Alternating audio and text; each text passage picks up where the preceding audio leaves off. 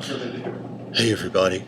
Um, Today we want to talk some more about Mesopotamia and some ancient cultures. Consider some of the first Western societies, even though this is in the Middle East. They used kind of the same idea that our societies have today: a centralized government, domestic crops and animals, trade and commerce, and with that came written language to keep track of all that stuff. And we think that that first written language came from the Sumerians. Not that it was the first language, but it was language that was very much like our own because it was abstracted in a way. For example, the English word bird doesn't look anything like a bird. It doesn't have anything in common with it visually. So that's we consider that a Western style of language. The Sumerians used that. They would push tool called a stylus into a clay tablet that's called cuneiform writing. And it looks something like this slide that we have right here. That's a piece of Sumerian writing. They wrote what's considered the first epic poem in history, the Epic of Gilgamesh, who was this guy. He was half god and half man, and he was king, and he went on all these adventures and traveled to the world of the dead, and then came back. Some other cultures that were prominent in that area. I want to talk about a few of them because it was an area full of resources. Because those two rivers would flood, it was a very good place for crops and animals, and so it was highly contested. People fought over it all the time, and you could say that they're still fighting over it today. It's modern day Middle East, Iraq location. So another one of those cultures was Babylonia, and with the Babylonians we have what's the first written law code in history that has been found. There may have been other ones, but this one was discovered, and it's on a stele. A stele is a stone that has words inscribed to it. There's a sculpture on top of it, a relief sculpture that is an image of the king Hammurabi, and he's talking to a god named Shamash. You can tell that the god's a god because he's sitting down. That's a sign of royalty. Also, he has a crown of bull horns on his head. That's a symbol of power. And if he stood up, he would actually be about twice as tall as the king Hammurabi, who was also important. So what we get here is the idea that Shamash was giving the laws to Hammurabi to then give to the people. So that adds some authenticity to it. It's not just like a person is making up these laws. They're actually coming from a god, which means that people have to obey. And that law code is written in Babylonian language beneath. The law code included some ideas that probably inspired the Old Testament. The idea of eye for an eye. If someone plucks out your eye, you have the right to take his. Very harsh sort of justice, and it treated social classes differently. Some of the codes include if a free man struck another free man, he had to pay him money, but if a slave struck a free man, he had his hand cut off. So the punishment in the law was very different depending on which social class that you belong to.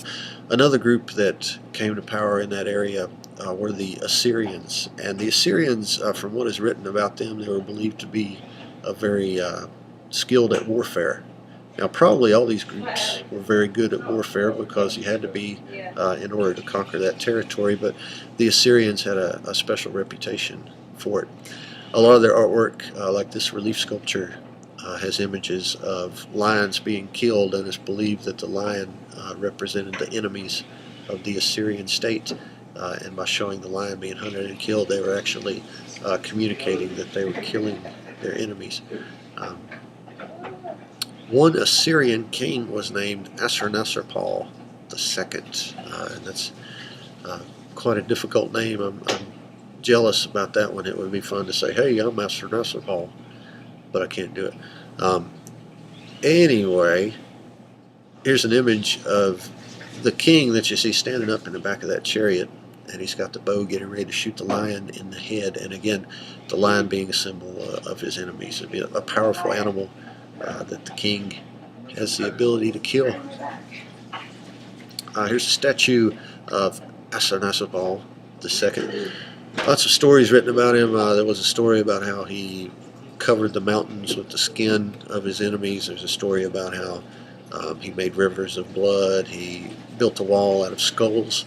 In general, he was just kind of a feared character, which made it easy for him to conquer territory. And lots of Assyrian artwork is about that. The Assyrians had these monsters that they called Lamassu.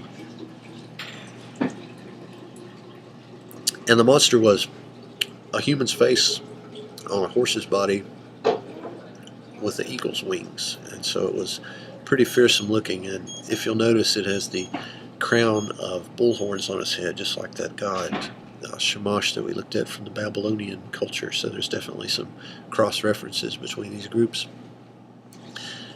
It was common to find Lamassu at the public buildings. So if you went to do business at the courthouse, you had to walk past these things with the idea that at any moment they could come to life and they would kill you. So it was quite frightening, and keep in mind this was a long time before movies or video games, and statues could be really intimidating. Another feature of these, it's a feature of these creatures is that they actually have multiple legs. So if you view them from the front, they look like they have 4 legs. If you view them from the side, they also look like they have 4 legs because they have 2 extra legs. They're like moving in space, and that's kind of neat, like they're walking forward. The Babylonians come to power again, and we refer to that later society as the Neo-Babylonians. And the reason that we make a distinction is because there were some historical things about this group that need to be remembered. Here's a piece of artwork from Neo-Babylonia referred to as the Ishtar Gates. The original is a museum now, and on the original location is a copy of this. And this is glazed mud brick. So it's brick with a glaze over top of it, and it's decorated with relief sculptures of animals. So it's not just a flat painting on the wall. These actually come out into space like a relief sculpture, and the animals represent power. So you see things like lions and other animals that represent the power of the leadership. The 7 wonders of the ancient world are now all gone except for the Great Pyramids, and supposedly one of those ancient wonders was the Tower of Babel, which we see an artist rendition of in the background. And it was a mythological tower, and there was a biblical story about that. Also, there were the Hanging Gardens of Babylon, one of the wonders of the ancient world. According to the story of the tower, now this is just a story, but at one time everybody in the world lived in Babylonia, every person in the world, and they all spoke the same language. And so they were very proud of themselves, and they considered themselves a great civilization. And they were going to build a tower up to heaven to celebrate that.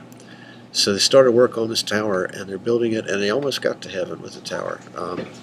Now, God in the Old Testament isn't very forgiving like he is in the New Testament. In the Old Testament, he has some more human-like traits, and he gets angry about stuff like this.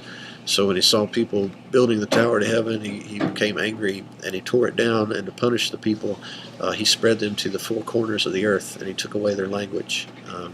And that's where the term Babel supposedly comes from, and also the story explains the existence of different races because humanity was spread out to different corners of the earth. And again, that's just a story, but it's kind of interesting.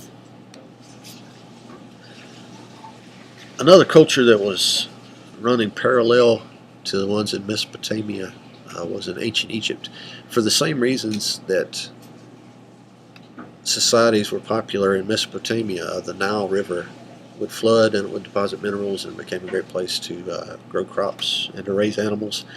And it was an area that was highly contested, but the Egyptian culture ruled over it for thousands of years. We divide the ancient Egyptian period into Old Kingdom and New Kingdom. The Old Kingdom being polytheistic, like most ancient cultures that we look at. They believed in many different gods. There's one particular pharaoh who's going to take over for a brief period and usher in what's called the New Kingdom in Egypt, and he's going to change some of the beliefs. So we're looking at Egypt, which is the northern tip of Africa, a desert region, and the Nile is considered the source of life. And to the Egyptian people, the Nile was a holy thing because it provided life to the area. And they would stand in Egypt and they would look at the surrounding area and the mountains and imagine the mountains being places where the gods came from. Narmer is considered to be the pharaoh that united Upper and Lower Egypt. We might think of Upper and Lower as being north and south. It's the opposite in Egypt because of the way the Nile River flows. It flows north. So Upper Egypt was actually south and Lower Egypt was north. Anyway, Narmer is considered to be the pharaoh that united these two areas together, and he did that through a war. And so what we see on this piece of artwork called the Palette of Narmer is the unification of Upper and Lower Egypt. On one side, he wears what's considered the crown of Upper Egypt, and on the other side of this palette, he wears the crown of Lower Egypt. And he, again, is the largest figure, like we talked about with hierarchical scaling. The most important guy is the largest, and that's the pharaoh. The pharaoh is presented a certain way in Egyptian artwork, and that's a visual convention that lasts for thousands of years. He doesn't look just like everybody else. He's not as naturalistic. He's shown in profile of his face, but his eyes frontal, and then his body is also seen frontally. So it's weird. It's like he's in two places at once. So maybe that was the idea, that the pharaoh is not quite just a human, that he's something else. The most iconic area of Egypt being the Great Pyramids, and it's believed right now that these were tombs, and originally may have been filled with different treasures and could have been used to take treasures into the afterlife for the pharaohs that had these built. It's a lot of trouble to go through just to build a tomb, and these are very interesting structures, and some of these blocks are enormous, and it would have taken a great deal of effort to make this. So there's lots of mysteries that surround the pyramids. If you look at the inside, there's not a lot there. It's mainly solid, but there are some what are called air shafts that go to a centralized chamber, and that chamber has relieving blocks over top of it to help relieve the weight of the stone so that the chamber doesn't collapse. And then there's a smaller chamber referred to as the Queen's Chamber, and then underneath the pyramid is also a chamber area, and there are hallways that lead to all these. There are also a couple of tunnels that are referred to as thieves' tunnels, with the idea that at some point someone broke into the pyramid and whatever was in there was gone long ago in ancient days, and we'll probably never know exactly what was in there. One of the questions about the pyramids is, why use great big blocks of stone? In days before you had power tools, before you had vehicles, why would you build something out of blocks of stone that were the size of houses, when it would be much easier to transport something that was smaller and you could still build a structure with it? Nobody knows, and it's just another one of the mysteries of these structures. The afterlife was really important to ancient Egyptians, and we see that in other cultures, but the ancient Egyptians considered especially the pharaoh to be immortal and to be a vital part of the activity of the world and the universe itself. So it was very important that the pharaoh was able to keep coming back. He was compared to the sun in some ways. The idea that death was like the sun going down, setting, and then the life of the pharaoh was like the new day that was coming. So, and his life and his afterlife were considered just as important as the sun. The Egyptians also believed in what's called the Ka, which is kind of like a soul or a spirit, and that's one reason that the body was preserved in mummification, because the Ka needed some place to go after death. And statues like this one were used as a housing for the Ka, so if something happened to the body in the afterlife, the spirit would have something to go into. So these statues were made to be very permanent. Here you can see the convention of depicting the pharaoh as not quite being human. It's a very frontal, formal stance, abstract in some ways. The shoulders are very squared off, fists are clenched. The kneecap and the shin has an interesting abstraction to it. It's a very specific shape. If you look at the pharaoh's wife right next to him, the features are much more naturalistic. The hands are open. Um, the left leg is still forward, but it's a bit more relaxed than the pharaoh.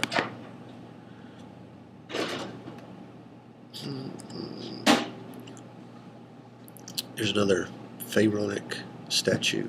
Um, if you'll notice, there is a hawk that has its wings wrapped around the pharaoh. That's Horus, which was an Egyptian god, and this is adding to the idea that the pharaoh is not just human; he's part god, and someday he'll actually be a god. That belief changed some as Egyptian history went on, but there's always been a belief that the pharaoh was at least endorsed by the god, that if not a god himself, that he had some kind of relationship to being one. Notice that the stone structure is very solid. There's no room in between the arms and the legs in the chair. It's a solid piece made to survive the long term. There's another pharaonic statue. Egyptians, like other cultures, enjoyed the idea of monsters, and one of the common ones was a sphinx, a combination of a large cat and a bird. And according to myth and legend, the Sphinx was very intelligent. It liked to ask riddles, and it liked to devour humans. This is called the Great Sphinx. It's a very large Sphinx statue in front of the Great Pyramids, and there's some debate as to whose face is on it. Maybe that face was changed at some point in history, but it is believed to be the face of one of the pharaohs that had one of the Great Pyramids made as his tomb. When this was first rediscovered in the 1800s, there's an early image of just the head sticking up out of the sand, and the rest had been buried and had to be excavated. The Egyptians quite capable of doing naturalistic sculptures. So this guy's not a pharaoh. He's more of an everyday guy. He was a very high-ranking servant, and the reason he was very high-ranking is because you see him writing, paying close attention, and he was probably writing down the words of the pharaoh. So that was a very esteemed position. But because he's not royalty, his body's not idealized. It looks the way that a middle-aged person's body looks, much more naturalistic than a king would be depicted. You may have heard of the Rosetta Stone. It's a company that does language teaching, and that company is named after this stone. It was found by Napoleon's army in Egypt, and what it is the same phrase written 3 times, written in 2 types of Greek, and then written in Egyptian hieroglyphs. So after scientists got their hands on this and archaeologists looked at it, they could figure out how the hieroglyphic language worked, and that allowed them to translate a lot of ancient Egyptian writing. The message on this is about a priest, and it's a message that was probably spread to several temples, kind of acknowledging the authority of that particular priest. But finding the stone opened up a door to translating a lot of stuff. Didn't take long to figure out that if you bury people and you put all riches in a big pyramid that you can see from miles away, that people are going to come and they're going to take it. So tombs began to be hidden in a place called the Valley of the Kings. So that includes this funerary temple. That was its location, tucked away in a valley, hopefully being safer from people that would come to plunder and rob those locations. Inside tombs, it was common to have fresco paintings like this one. So with this painting, again, you see the idea of the pharaoh as being a little more than human, as being seen from different angles at once, with the idea that the pharaoh is not just human, that he's not just present in one time, but that he's able to maybe even shift back and forth between time and space. The fish, the animals, the plants, his children all look a lot more naturalistic. The Egyptians would generally paint things from their most identifiable features. So for a fish, that might mean seeing it in profile. For a landscape, it might mean looking at it from above. And sometimes with a person, you would see their most recognizable features as well. The time that we call the New Kingdom in Egypt is ushered in by this guy, and his name's Akhenaten. Aten was a god that was represented by the sun disk in Egyptian art, and Akhenaten named himself after that god. He also changed the Egyptian religion. Up to this point, the Egyptians were polytheistic. That means that they had many different gods. They had a god for the mountains and a god for the water and whatever you can imagine. Akhenaten said there's only one God, and it's the sun god, and I represent him on earth. That was a revolutionary thing to do. As far as we know, that was the first monotheistic belief in history, and it may have been a belief that Judaism was originally based on, that there's just one God, and in this case that Aten was that God. Other things that changed with Akhenaten are artistic conventions. So look at how much different this looks than the other images of the pharaohs. Akhenaten's face is long and thin. His body is almost feminine looking. His belly kind of sticks out. He's got thin hips. Really sort of a feminine image compared to other images of the pharaoh. Akhenaten's wife, one of his wives, Nefertiti, is believed to be publicly famous and may have even helped rule the kingdom. This is an image of her. It was found in an artistic school, a place believed that was used to train artists. So this was like a training model. That's why one of the eyes isn't painted. This was like a practice piece that was used to train artists that were going to make images of the pharaoh. Images in ancient Egypt were very important because to make an image is not just doing something as a pastime. To make an image in a way is predicting the future. It's making things come to pass. So if you want to win a battle against your enemy, you make a piece of art about it, and that gives you magical power. That gives you more ability to do what you want to do. And writing was the same way. If you think about hieroglyphic writing, to write a word is to bring it into reality and to be able to influence the future. So making images was important. One of the things that happened when Akhenaten said that there's only one God and I represent him is it put a lot of people out of business, because there were a lot of artisans that made idols, that made images of all the Egyptian gods, and worked in temples and worked as stonecutters. And when Akhenaten said there's only one God, all those people were out of work, and it caused probably a lot of political, a lot of economic upheaval, and it earned Akhenaten a lot of enemies. Here's another image of the New Kingdom Pharaoh and his wife. The disc that you see at the top, the shining down rays, is the disc that represents that sun god. And if you look carefully, those rays have little hands, and the hand is handing a symbol to the Pharaoh and his wife. That symbol is an Ankh, which is a symbol of eternal life. And so it's like the God bestowing eternal life on these people. Look at the children. The children are really weird looking. They look like little aliens, and their heads are elongated, and their bodies are kind of shaped like their father, which again is a strange convention for Egyptian art. We're not sure what's behind this. It's possible that Akhenaten's head actually looked like that.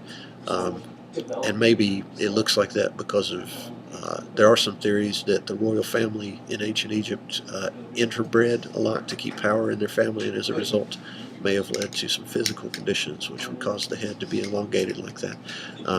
And then that became a symbol of the pharaoh and was stylized. Not sure about it. Akhenaten had a son named Tutankhamun, and Tutankhamun, when he was born, was named Tutankhaten, but his name was changed to Amun.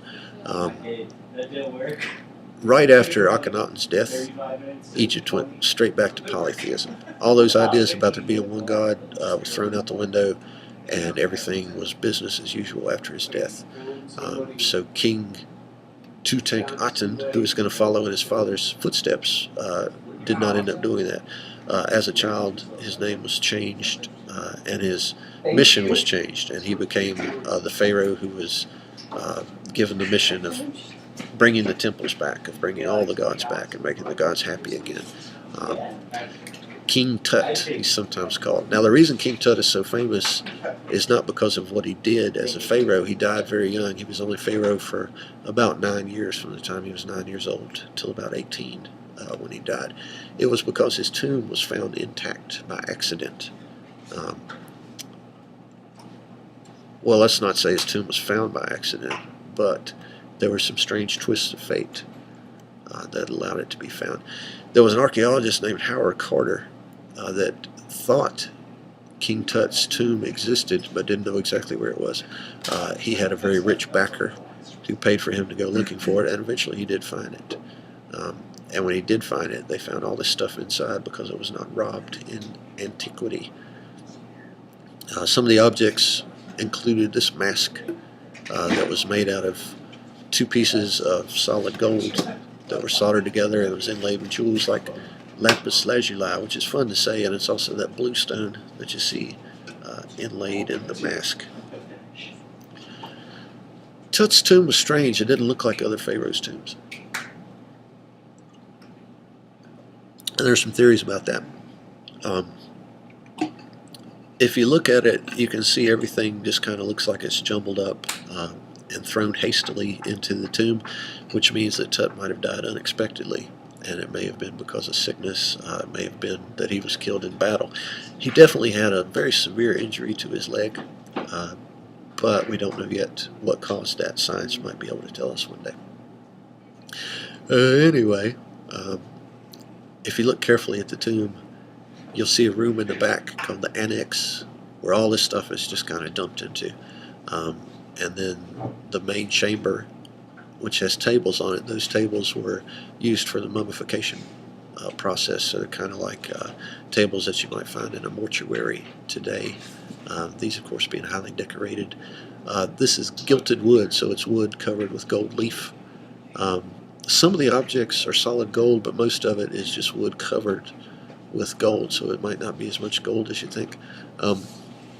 Also included in this room are chariots that the pharaoh could ride in the afterlife. So the tomb itself was like this big transportation chamber into the other world.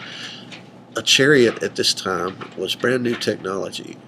Horses had only been introduced into ancient Egypt about 100 years before Tut's reign, and so a chariot was like an F-16 fighter. It was state-of-the-art, and so it was a very prized possession.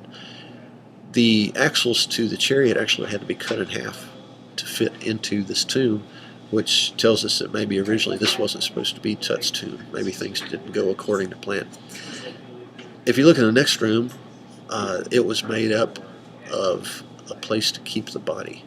And so all of these are shrines that surround the body, and I think there were maybe there were 7 gold-covered shrines over top of the sarcophagus. There was a stone sarcophagus, which is a place like a highly decorated coffin. You open up the sarcophagus, and there are 3 coffins inside of it. The first 2 are made out of gilded wood covered with gold leaf, and the 3rd coffin was made out of solid gold, and inside that was the mummy of Tut. And then off of the mummy room, there's another room, and you can see what looks like a very decorated shrine in that room, and that housed the internal organs of the pharaoh. So in separate jars were things like his liver and his kidneys and his stomach, different things that were considered holy organs that were to be placed back into him in the other world, in the afterlife. Here's some of Howard Carter's photographs when he first went into the tomb, and you might see some numbers where things are being labeled and inventories. There are some bags over on the right side, and those bags contained food, different things that the pharaoh might need in the afterlife. I think one of those included a duck dinner, things for the pharaoh to eat if he got hungry. And you can see the wheels from the chariot. Here's another shot. Some of these were the pharaoh's personal belongings that he had in life, some of his favorite possessions, like one of the stools that you see there in the middle that was given to him by one of his opponents as a sign of respect. But a lot of this stuff was made just for his death. So a lot of these objects were purely for him to use in the afterlife, and no living person on earth was ever supposed to see these again. And there they are. This throne was something that was used by the Pharaoh during his lifetime. It's wood covered with gold leaf. It's inlaid with jewels. And on the back you see a scene of the Pharaoh and his wife, who is also his half-sister. That's a fun fact. And if you look up at the top, you can see the sun disk. His name on this chair is Tutankhamun, but it's been changed. It was originally written as Tutankhaten, changed by someone while he was a young child. Here's a close-up of the shrine. Now this is a shrine that housed the Pharaoh's internal organs, referred to as a canopic shrine, because there was a town called Canopus that was famous for making these small jars and articles. The top is decorated with cobra snakes. That was one of the symbols of the Pharaoh, and each one has the sun on top of his head. If you tried to get the Pharaoh's organs, these cobras could potentially come to life in the other world and protect the Pharaoh. Also, you see it surrounded by these goddesses. Each goddess is different. They're identified by the symbol on top of their head. They're responsible for different organs of the Pharaoh, for getting them put back into the mummy in the next world. This chest was owned by the Pharaoh during his lifetimes, hand-painted with different scenes. Here's one of the Pharaoh hunting on his chariot, something that apparently he enjoyed. Hey, think about it. He's an 18-year-old Pharaoh, god king of a country, and he has this, what's basically a race car at this time. And he probably spent a lot of time on it, and it could have led to that leg injury that may have led to his death. Nobody knows for sure. On the other sides of this include the Pharaoh being triumphant over his enemies, and which was a symbol of magic. So if he made a painting of something, it was a way of making it come true, predicting the future. This dog fellow is Anubis, and Anubis is a jackal. Sometimes you see him appear as a jackal-headed god, and it was his job to usher people into the afterlife. The connection between the jackal and the afterlife could be that the wild dogs in Egypt look like this, and sometimes if they buried somebody in the sand, the dogs would find those people, and you would see a dog walking by with a human bone or someone's arm in its mouth. So that's the connection between the jackal and the underworld. And then there's relief sculpture, gold-covered wood that it sets up on. Here's one of the coffins. This is one of the wooden coffins covered with gold leaf, and is an image of the Pharaoh. The Pharaoh has the flail and the crook. The crook is something that a shepherd would use to keep an animal safe, to keep it away from the edge of a cliff, to drive off a predator. And so the Pharaoh is seen as a shepherd for his people, as a protector, but he's also seen as someone who is in charge of justice, and that's what the flail is, the symbol that the Pharaoh could carry out punishment on people that didn't follow the rules.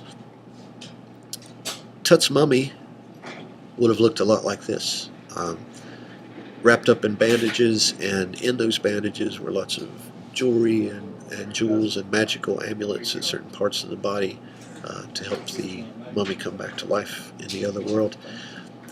King Tut was decapitated by Howard Carter because he had on that gold mask that we saw a few slides ago, and according to the belief system of people in 1923, the jewels and the gold and the objects were much more valuable than the body.